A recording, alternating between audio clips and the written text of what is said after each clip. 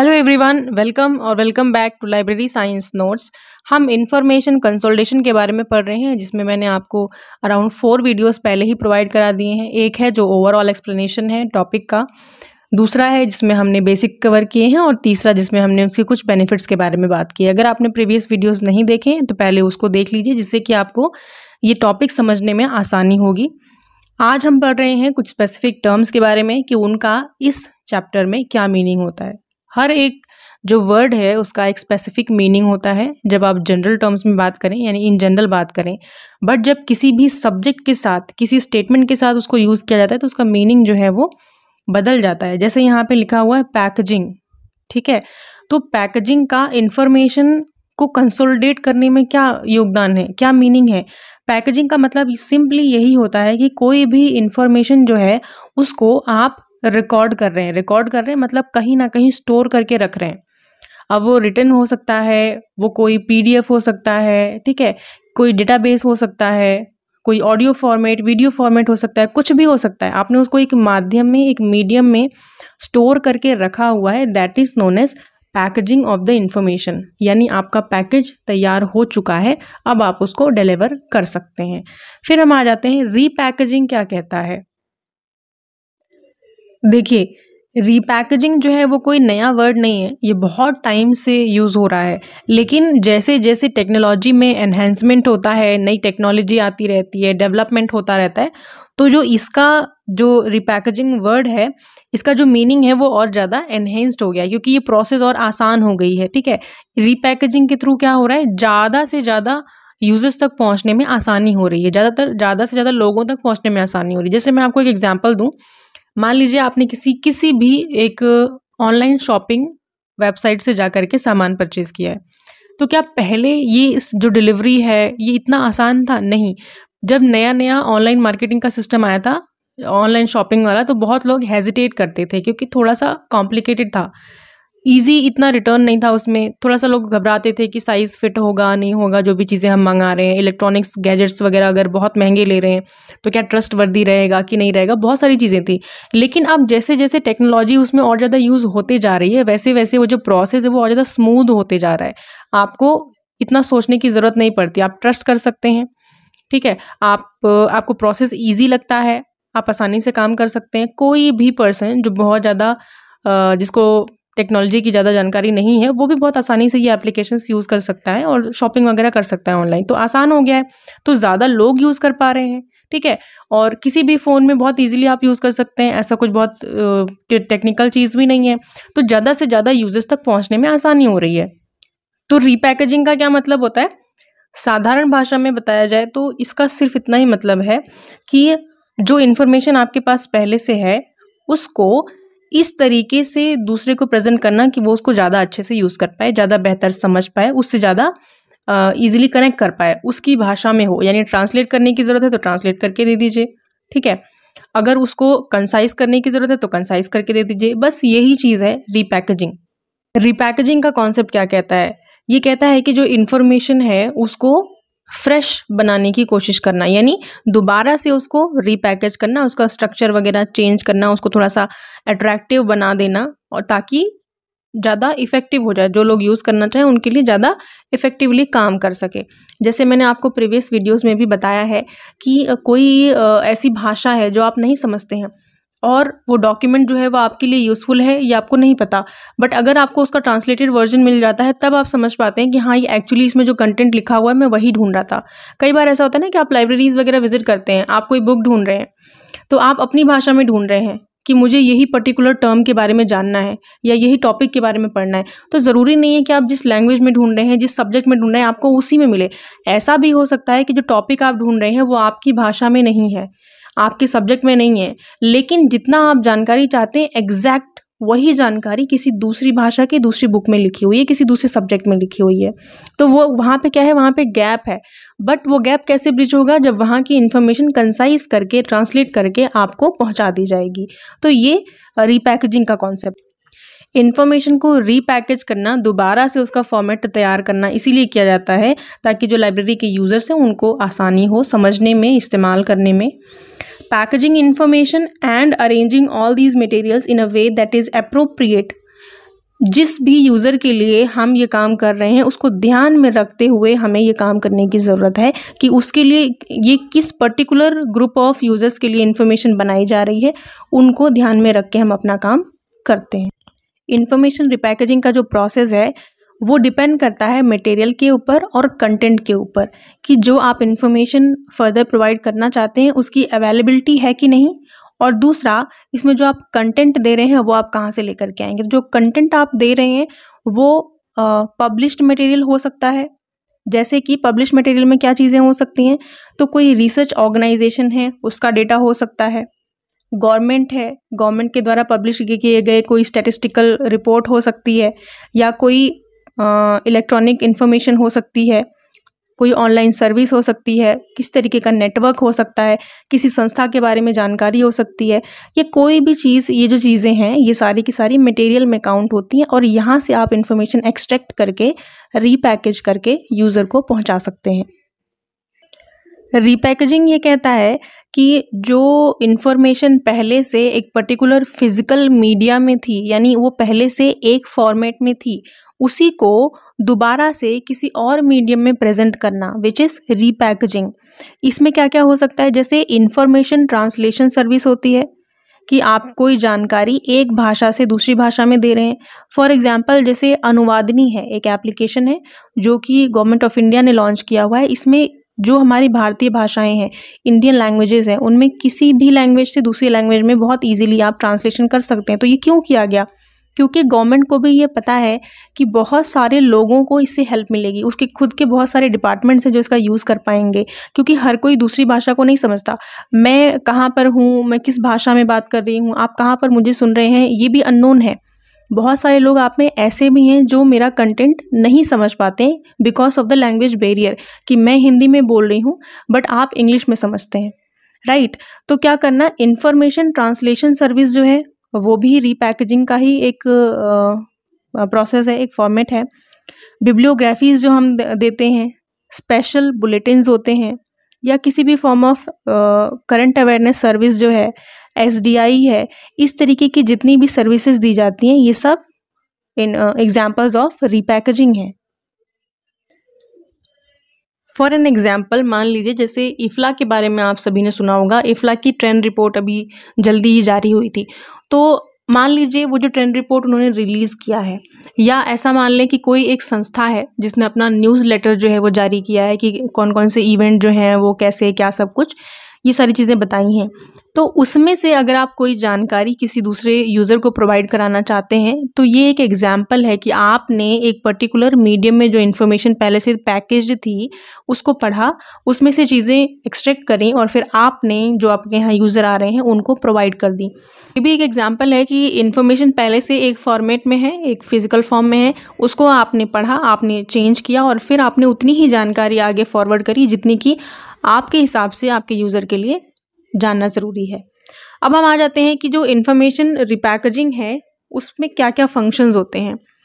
सबसे पहले तो ये एक सेविंग टूल है, आपका समय बचाता है, आपकी बहुत सारी रिसोर्सेज को बचाता है, बेटर यूटिलाइजेशन में हेल्प करता है of the information. As a systematic and selective sorter, इसमें हम क्या कर रहे हैं, हम सॉर्टिंग का ही तो काम कर रहे हैं। जैसे मैंने अभी आपको एग्जांपल दिया कि अगर कोई भी संस्था है जो अपनी रिपोर्ट जारी करती है या गवर्नमेंट अपनी कोई रिपोर्ट जारी कर रही है, तो उसमें से हर एक चीज़ जो है वो आपको अपने यूज़र को देने की ज़रूरत नहीं होती। आप सॉर्टिंग करते हैं कि कौन कौन सी चीज़ें जो हैं वो इसमें से ज़रूरी हैं और कौन सी जो है वो टॉप प्रायोरिटी में आनी चाहिए, किस बेसिस पे मुझे 10 चीज़ें इसमें से सिलेक्ट करके उनको लिस्टिंग में देनी है। जो भी चीज़ें, जो रिजल्ट्स आपको मिले हैं, आपने कोई कीवर्ड सर्च किया, आपने कुछ टर्म सर्च करें आपके यूज़र्स की क्वेरी पे, और उसके बाद में आप जो चीज़ें लेकर के आए हैं वो आपका यूज़र फाइनली यूज़ कर पाएगा अपने डिसीजन मेकिंग में। As a means for the prompt delivery of relevant information, repackaging क्या है, डिलीवरी में ही तो आपको हेल्प कर रहा है ना, कि आपने इन्फॉर्मेशन को किस तरीके से फास्ट फॉरवर्ड मोड में अपने यूज़र तक पहुंचा दिया ताकि वो जल्दी से जल्दी उसको यूज़ कर सकें और उनका काम जो है वो आसान हो जाए। इम्पॉर्टेंस के बारे में बात कर लेते हैं कि रिपैकेजिंग जो है वो क्यों ज़रूरी है, इससे क्या फ़ायदे होते हैं। तो इन्फॉर्मेशन रिपैकेजिंग जो है वो एक बहुत ही सिस्टमैटिक प्रोसेस होता है जिससे कि हमारी जो इन्फॉर्मेशन सर्विसेज हैं, अलग अलग तरीके की जो सर्विसेज हैं, उनकी वैल्यू बढ़ती है। ठीक है। These value added components would include, अब ये वैल्यू एडिड सर्विसेज कौन सी हैं, इंफॉर्मेशन सर्विसेज कौन कौन सी हैं, एनालिसिस हो सकता है, information analysis, synthesis, editing, translation, ये सारी की सारी क्या है, ये इंफॉर्मेशन सर्विसेज हैं। बट ये सिर्फ यहीं तक सीमित नहीं है, ये कुछ चीज़ें हैं जिनके बारे में हम जानते हैं, जैसे इसमें एब्स्ट्रैक्टिंग, इंडेक्सिंग, ये सारी चीज़ें भी आ जाती हैं। इसके अलावा भी बहुत सारी इंफॉर्मेशन सर्विसेज हैं और वो सब कहीं ना कहीं रिपैकेजिंग का ही एक फॉर्मेट है। इस सर्विस से क्या होता है, हमारा जो यूज़र है वो ज़्यादा सेटिस्फाई होता है, उसका समय बचता है, उसको सही इन्फॉर्मेशन जो है वो टाइम पे मिल जाती है। अब जब हम यूज़र के सेटिस्फेक्शन की बात कर रहे हैं, यूज़र का टाइम सेव करने की बात कर रहे हैं, जैसा कि हमारा वन ऑफ द 5 लॉज में कहा गया है, save the time of the reader. ये क्यों कहा गया है, क्योंकि हमें मालूम है हमारी लाइब्रेरी में 5 लाख किताबें हैं, बट जो यूज़र है वो 5 लाख किताबें पढ़ने नहीं आया है, उसको एक स्पेसिफिक बुक पढ़नी है। उसके लिए आपको उसको गाइड करना है जैसे भी पॉसिबल हो, क्योंकि हम चाहते हैं कि हमारा यूज़र हमारी लाइब्रेरी में आए, वहाँ बैठे, उसको यूज़ करे, रिपीटेडली वहाँ पे आए। ऐसा नहीं हो कि वो एक बार आया है और उसके बाद उसने चीज़ें ढूंढी, उसको मिली नहीं और वो चला जाए। ठीक है। तो क्या हो रहा है, जैसे जैसे इन्फॉर्मेशन जो है वो एक्सपैंड होते जा रहे हैं, जैसे जैसे एक्सप्लोजन होते जा रहा है इन्फॉर्मेशन का, फॉर्मेट, मीडियम, चैनल्स बहुत सारे बढ़ते जा रहे हैं। तो किसी भी एक लाइब्रेरी के लिए इट इज़ नॉट पॉसिबल, चाहे वो लाइब्रेरी ऑफ कांग्रेस ही क्यों ना हो, उसके लिए पॉसिबल नहीं है कि पूरे वर्ल्ड वाइड जितनी भी इंफॉर्मेशन है, जितनी भी इंफॉर्मेशन रिसोर्सेज हैं, सब कुछ अकेले वही एक्वायर कर ले। ठीक है। और किसी भी एक सिंगल लाइब्रेरी के लिए ये भी पॉसिबल नहीं है कि वो हर तरीके की सर्विसेज भी दे दे, क्योंकि कहीं ना कहीं बजट कंस्ट्रेंट भी तो एक चीज़ होती है।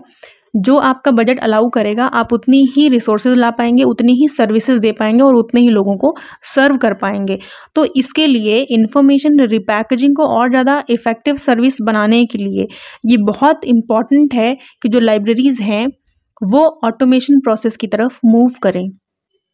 इन्फॉर्मेशन को रीपैकेज करने के क्या क्या रीजंस हैं, हम क्यों कर रहे हैं। पहली चीज़, ताकि हम कस्टमाइज सर्विसेज दे सकें। आजकल के टाइम में आपने ये कस्टमाइजेशन वर्ड बहुत फ्रीक्वेंटली सुना होगा, चाहे एक छोटी सी एप्लीकेशन हो या आपने अपने घर में कोई फर्नीचर मंगाया हो, आप कोई सॉफ्टवेयर यूज़ कर रहे हैं, आप कोई क्लोथिंग में जाके परचेजिंग कर रहे हैं, कुछ भी कर रहे हैं, तो हर चीज़ में कस्टमाइजेशन को बहुत प्रायोरिटी दी जा रही है, जिससे आपको ये फील होता है कि हाँ मैं बहुत इंपॉर्टेंट हूँ, मेरे हिसाब से चीज़ें की जा रही हैं, जो मुझे चाहिए ये जो ब्रांड है वो वैसा बना करके दे रही है, राइट। तो हम क्या करना चाह रहे हैं, हम अपने यूज़र को उसके हिसाब से जो वो चाहता है कस्टम रेडी करके चीज़ें दे सकें। इसके लिए हम रीपैकेजिंग ऑफ द इंफॉर्मेशन का प्रोसेस करते हैं। ठीक है। रीपैकेजिंग में फिर से आपको बता दूं, एक ब्रॉडर टर्म है जिसके अंदर बहुत सारी इंफॉर्मेशन सर्विसेज आती हैं, जो ट्रांसलेशन, इंडेक्सिंग, एब्स्ट्रैक्टिंग, इस तरीके की कुछ भी सर्विस हो सकती है। To facilitate dissemination, organisation and for communication, right. Information को हम डिलीवर कर सकें, उसको सही तरीके से ऑर्गेनाइज कर सकें, लोगों को उसके बारे में बेहतर तरीके से बता सकें, इसलिए हम रीपैकेजिंग करते हैं। और to simplify, that is an annotated bibliography is like a map in the world of information overload. For an example, आप एक बिब्लियोग्राफी की बात करें, एनोटेड बिब्लियोग्राफी क्या होता है कि एक पर्टिकुलर टॉपिक पे आप कुछ जानना चाहते हैं, उसके बारे में बहुत सारी बुक्स हैं, आपको नहीं पता आपको कौन सी पढ़नी चाहिए, कौन सी ज़्यादा यूज़फुल होगी, तो ये क्या करता है, बिब्लियोग्राफी आपको गाइड करता है बहुत सारी इन्फॉर्मेशन के बीच में से किसी एक को पिक करने के लिए, राइट। तो रीपैकेजिंग जो है वो इसी तरीके से हेल्प करता है, इन बहुत सारी इन्फॉर्मेशन जो है उसके बीच में से आपको सही इन्फॉर्मेशन ढूंढने के लिए।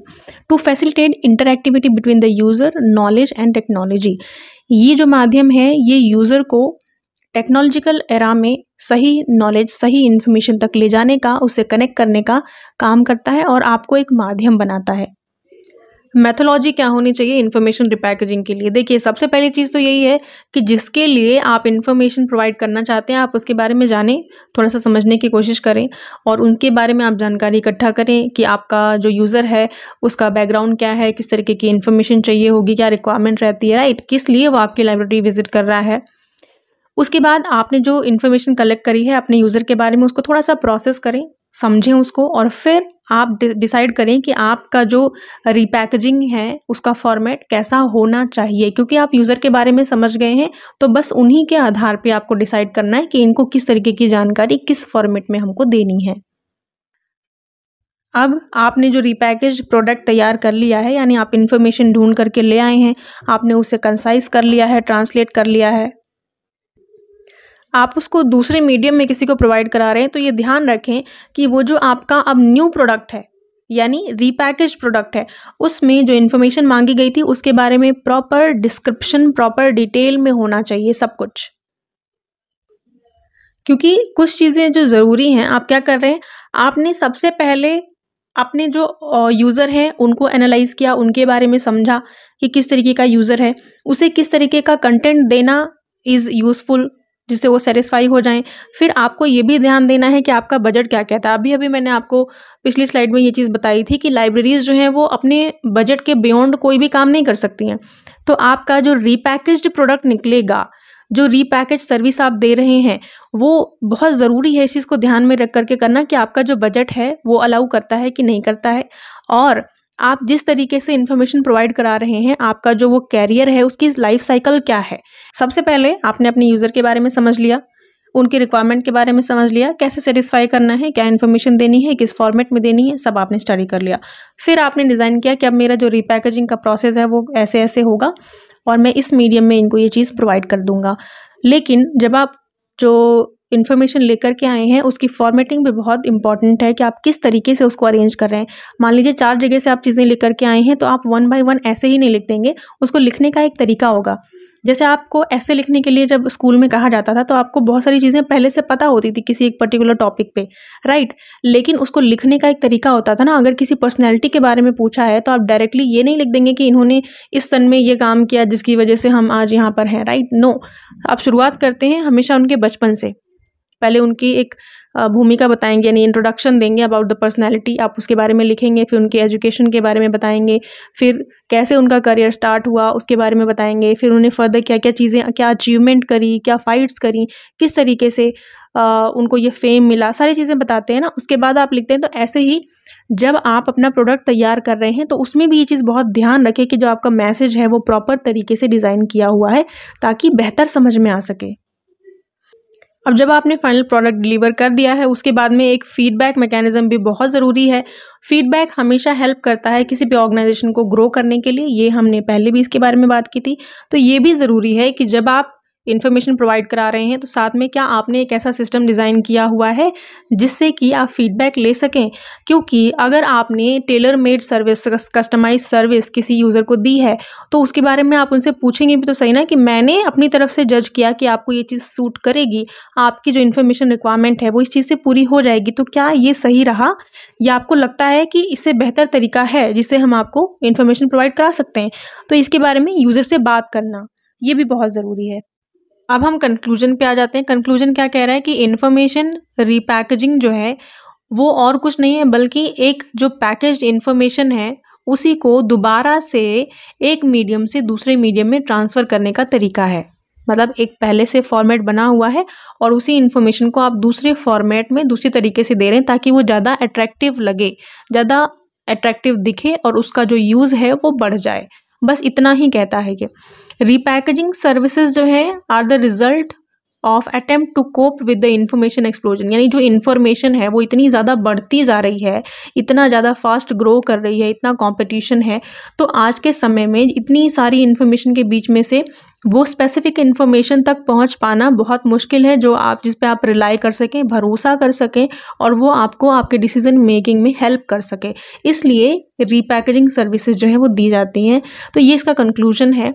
इसके साथ हमारा एक और टॉपिक कंप्लीट होता है। आई होप आपके लिए यूज़फुल